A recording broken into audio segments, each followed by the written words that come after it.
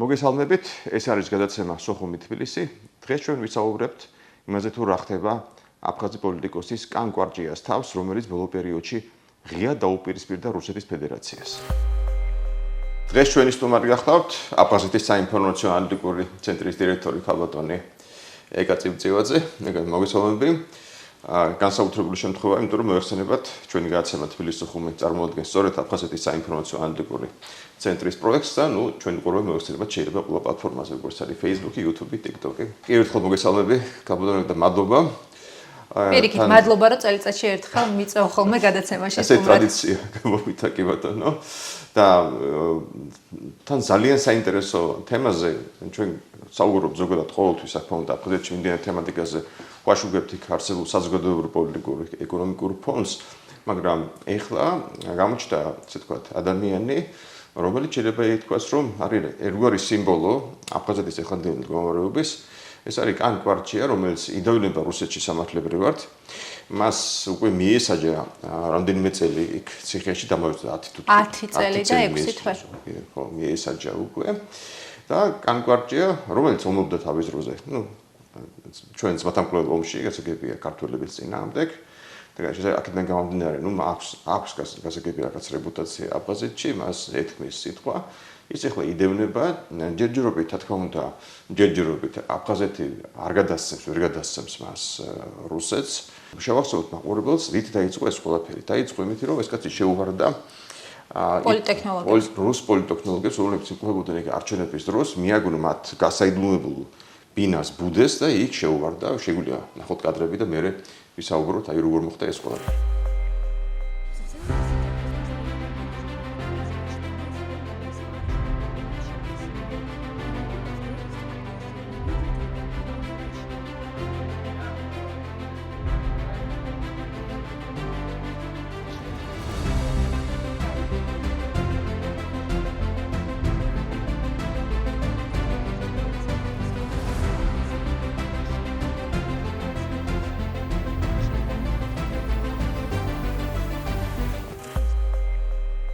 აი ესე ძიმე რეაქცია მოხდინა რუსეთმა აი ამ ვითარებაზე, რომ შეუვარდნენ, არ უცემია და არაფერით არ მოხდა, ხო?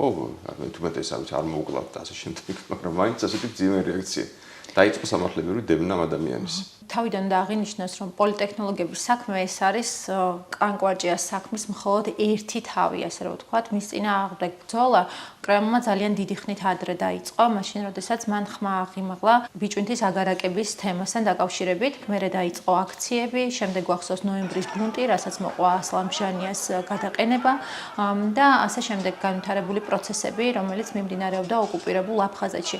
აი სწორედ ამ პერიოდიდან აღარ მოსწონს რუსეთს კან კვარჭია, შეიძლება იქამდეც ჰქონდა რაღაცა ცოდვები, მაგრამ აი ესე დღის-შუქზე აქედან გამოდის ეს საქმე და შემდეგ 2024 წელს მას ჩამოართვეს მოქალაქეობა, ლევან მიქაასთან ერთად დაისაჯა და თუ გახსოვს ერთი პერიოდი მოქალაქეობის ჩამორთმევა და უცხოეთის აგენტებად გამოცხადება ძალიან აქტიურად იყო ეს ყველაფერი ნოემბრის ბუნტს მოყვა ეგრეთ წოდებულს. მოქალაქეობის ჩამორთმევის შემდეგ კან კვარჭია ცოტახანი გაჩუმდა, შეიძლება ითქვას, ეგრეთ წოდებულმა არჩევნებმა ოკუპირებულ აფხაზეთში ჩაიარა მშვიდ გარემოში. შედეგებიც გამოცხადდა საკმაოდ მშვიდ გარემოში, თუმცა შემდეგ კან კვარჭია მიხვდა, რომ მას მოქალაქეობა უკვე რუსეთის დაკარგული ჰქონდა, პოლიტიკური ველი თითქმის მოსუფთავებული იყო და ასე რომ ვთქვათ, არჩევანი აღარც ჰქონდა, ბაბანგზე უნდა წასულიყო და ღიად დაუპირისპირდა რუსეთს.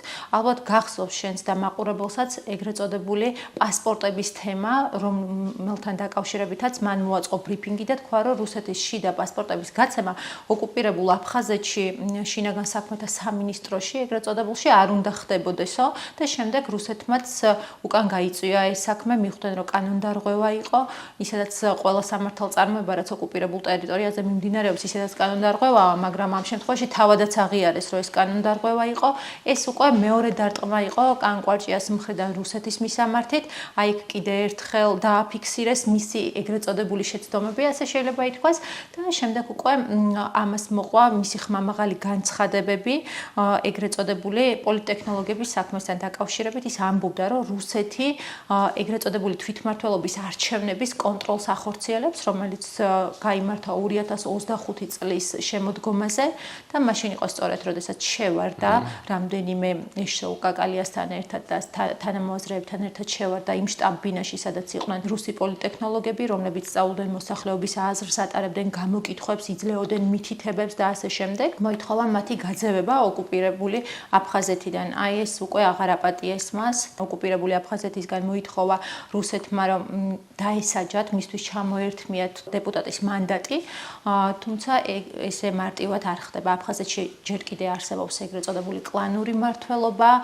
ნათესაური, ასე შემდეგ კავშირები და მცირე რიცხოვან ხალხში ბევრი მომხრე აღმოაჩნდა კვარჭიასაც, მისთვის ეგრეთ წოდებული დეპუტატის მანდატის ჩამორთმევა ესე მარტივი არ იქნებოდა, ამიტომ დეპუტატის მანდატი მას შეუნარჩუნა დე-ფაქტო პარლამენტმა, მაგრამ რუსეთმა მაშინ უპასუხა ამას, თუ თქვენთან ის არ დაისაჯა, მაშინ მას დავსჯით ჩვენ და სოჭის ფედერალურმა სასამართლომ მის წინააღმდეგ აღძრა საქმე. მოდი ისე ვთქვათ, საოლქო სასამართლო, ანუ ფედერალურით არის, კი ბატონო, სოჭის ოლქში შეიყვანეს როგორც ჩანს აფხაზეთი, ხო ესე გამოდის. და მიუსაჯეს განსაკუთრებულად მძიმე მუხლი არის მან, ყაჩაღობა, ფულის წართმევა, გამოძალვა 10 წელი და 6 თვე განსაკუთრებული საბუთები ამოიღეს და ამ საბუთების ამოღებასთან ერთად ფულიც წაიღესო, არის გარკვეული თანხა, რამდენიმე 1000 რუბლი არის დასახელებული და 10 წელი და 6 თვე განსაკუთრებულ სასტიკი რეჟიმის კოლონიაში მიუსაჯეს. არ ვიცი გააციბირებენ თუ არა, მაგრამ ფაქტია, რომ ესე მარტივად გადაცემა ოკუპირებული აფხაზეთიდან კანკვარჭიასი ვერ მოხდება რუსეთისთვის, მაგრამ მოდი ვნახოთ რას მოითხოვს რუსეთიც აფხაზეთის დე-ფაქტო ხელმძღვანელობისგან. ეს იქნება ძალიან სერიოზული ტესტი და ინდიკატორი თუ მოხდა მისი გადაცემა, მაშინ შეიძლება ითქვას, რომ აი ეს რაღაცა ერთ-ერთი ბოლო წინააღმდეგობის, ასე ვთქვათ, ელემენტიც აჩერჩა აფხაზეთის საზოგადოებას, ისიც აძლეულია, იმიტომ რომ ერთ-ერთი ბოლო წინააღმდეგობის ელემენტი არის ის, რომ არის ილუზია რაღაცა სუვერენიტეტის, არის კლანურობა, ერთმანეთს იცავენ ამ კლანურობით. განკვარჭიამ ძალიან საინტერესო პრესკონფერენციები გამართა, შეიძლება ითქვას, ბოლო პერიოდში. მოდი ვნახოთ ალბათ ამის კადრებიც ახლა კარგი იქნება ჩვენ მაყურებელს გაიცნობა და ჩვენ კიდევ ერთხელ შევხედავთ და მოდი ამაზეც ვისაუბროთ. ძალიან საინტერესო პასაჟი იყო ამ ინტერვიუში, როდესაც კანკვარჭიამ ახსენა, რომ რუსეთმა მე კი არა მთელი აფხაზი ხალხი და აფხაზეთი გაასამართლა, იმიტომ რომ მასაც არ ესმის, რატო უნდა აფხაზეთის ტერიტორიაზე ჩადენილი დანაშაულისთვის, რატო უნდა ასამართლებდნენ მას რუსეთში. სოჭში. კი ბატონო, სოჭში რატო და სატულინი რატო უნდა აკეთებდეს მაგალითად მუდმივად განცხადებებს მასთან დაკავშირებით. ის ამბობს, რომ მისთვის ის ბრალდებაც მიუღებელია, რომ მას უწოდებენ ანტი-დასავლურ ან ანტი-რუს პოლიტიკოსი. ის ამბობს, რომ მე არც პრო ვარ, არც ანტი ვარ, პრო-აფხაზი პოლიტიკოსი და მინდა ასეთად დავრჩე. სხვა არჩევანი მას ამ ეტაპზე არც აქვს. რუსეთისკენ ვერ გადის, დანარჩენი მსოფლიო მისთვის ჩაკეტილია, იმიტომ რომ ყველამ ვიცით, რომ აფხაზების ერთადერთი დამაკავშირებელი ფანჯარა ცივილურ სამყაროსთან და ზოგადად სამყაროსთან მხოლოდ რუსეთის გავლით შეიძლება მოხდეს. ავალგახთა განმოვიდა სამკურნალო დაკეთ, თუ გაუგებია ამას, ალბათ ჯვარცაც მომენ, ხო? პოლიტიკური მოწინააღმდეგეები თუ გური ხდება. რთული საკითხია. ძალიან რთული საკითხია ნამდვილად, მაგრამ მე დარწმუნებული ვარ, რომ ჩვენი ჯანდაცვის სისტემა მზად არის, რომ როდესაც დასჭირდება ღმერთმა არ დაასჭიროს, რა თქმა უნდა, მაგრამ როდესაც დასჭირდება, აუცილებლად მიხედავს ჩვენი ჯანდაცვის სისტემა, ისევე როგორც იმ ასობით ადამიანს, რომელიც ყოველწლიურად გადმოდის ოკუპირებული ტერიტორიიდან და იღებს საკმაოდ მაღალ ხარისხიან მომსახურებას. ზატულილი ვახსენე და ბოლო პერიოდში საინტერესო იყო მისი განცხადებები. მან თქვა, რომ საბჭოთა კავშირის პერიოდში რეალურად თუ რამე ესე თქვა უთანხმოება იყო აფხაზებსა და ქართველებს შორის, იყო უთანხმოება შემოსავლიანი, მონგებიანი თანამდებობის გამო. ანუ ვერ იყოფდნენ ქართველები და აფხაზები თანამდებობებს. ანუ მან დაიყვანა ყველაფერი იქამდე, რომ აფხაზები რეალურად ქართველებს ეუბნენ მხოლოდ და მხოლოდ თანამდებობების გამო. ესეც ალბათ შეურაცხყოფელია აფხაზებისთვის ძალიან, იმიტომ რომ სულ უსვამენ ხაზს იმას, რომ მათთვის საამულო ომი იყო და ასე შემდეგ. ზატულინი კანკვარჭიას წინააღმდეგ პირველად არ იბრძვის და აი ამ ხმამაღალ ინტერვიუებს პირველად არ აკეთებს. 2024 წელსაც დაადანაშაულა მან საკმაოდ ისეთი მყვირალა სათაურიანი ინტერვიუები გამოვიდა, სადაც მან ისაუბრა კანკვარჭიაზე და თქვა, რომ ის ანტი-რუსული რიტორიკით გამოირჩევა. ახლაც კი, როდესაც მას მიესაჯა 10 წლით და 6 თვით თავისუფლების აღკვეთა, მაშინვე გააკეთა ზატულინმა განცხადება და მის ინტერვიუში, მის განცხადებაში თავისუფლად შეიძლება შეიძლება ამოიკითხოს ფრაზა, თუ ის არ დასაჯეს აფხაზეთში ჩადენილი დანაშაულისთვის, ჩვენი მოქალაქეების შეურაცხყოფა, ფიზიკური დაპირისპირება არავის არ შერჩება და ეს იქნება კარგი მაგალითი მათთვის, ვისაც ესე რუსეთის მოქალაქეების წინააღმდეგ ხმის ამოღება მოუნდებათ. ზოგადად მე ვფიქრობ, რომ კანკვარჭიას თემა ეს ერთგვარი ალეგორიაა. მთელი აფხაზი ხალხი შეიძლება მასში მოვიაზროთ, როგორ მოექცა საოკუპაციო რეჟიმს კრემლი. 1990-იანი წლებიდან კანკვარჭია იყო ერთ-ერთი ლიდერი იმ მოძრაობების, რომელიც ღიად დაუპირისპირდა ქვეყნის ტერიტორიულ მთლიანობას, იბრძოდა შეიარაღებული კონფლიქტის დროსაც და შემდეგ უკვე იყო პარლამენტის დეპუტატი, სხვადასხვა პოლიტიკური პარტიების წევრი, მაღალი თანამდებობები იკავა ყოველთვის, მისი მამაც დეპუტატი იყო, შემდეგ იყო პარლამენტის ეგრეთ წოდებული პარლამენტის თავმჯდომარეც და ანუ ესე წრეს წარმოადგენს, ხო ხვდები, ჩვეულებრივი რიგითი აფხაზი არ არის. და სანამ რუსეთს ის აწყობდა, მას ჰქონდა ყველაფერი და როგორც კი ის დაუპირისპირდა რუსეთმა მას ყველაფერი ჩამოართვა, ყველა სიკეთე ჩამოართვა. როგორც კი დააჩქარა რუსეთმა ანექსიის პროცესი და ეს გამოიხატა ბიჭვინთის მითვისებაში, ეს გამოიხატა, პირდაპირ ვთქვათ, მისდამი საკმაოდ მორჩილი გუმბას გაპრეზიდენტებაში და ასე შემდეგ, კანკვარჭიას ავტომატურად მოექცა ესე ვთქვათ. სხვათა შორის, რატო გუმბა და რატო არა მაგალითად ადგურარძიმბა, ან რატო არა კანკვარჭია.